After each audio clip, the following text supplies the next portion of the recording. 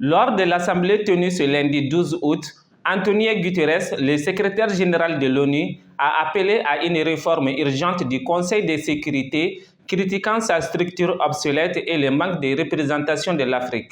Selon le numéro 1 de l'organisation, ce manque de représentation de l'Afrique porte atteinte à la crédibilité de l'organe et à sa légitimité mondiale. Il a rappelé lors d'un débat intitulé « Remédier à l'injustice historique et renforcer la représentation effective de l'Afrique au Conseil de sécurité » qu'en 1945, la plupart des pays africains d'aujourd'hui étaient encore sous domination coloniale et n'avaient pas voix au chapitre dans les affaires internationales. Ainsi, le secrétaire général a annoncé qu'ils ne peuvent pas accepter que cet organe mondial de paix et de sécurité prééminent n'ait pas de voix permanente pour un continent de plus d'1 milliard de personnes, ni que le point de vue de l'Afrique soit sous-estimé sur les questions de paix et de sécurité, tant sur le continent que dans le monde. Le Conseil de sécurité de l'ONU est composé de 15 membres, dont 5 membres permanents dotés d'un droit de veto qui sont la Chine, les États-Unis, la France, le Royaume-Uni et la Russie.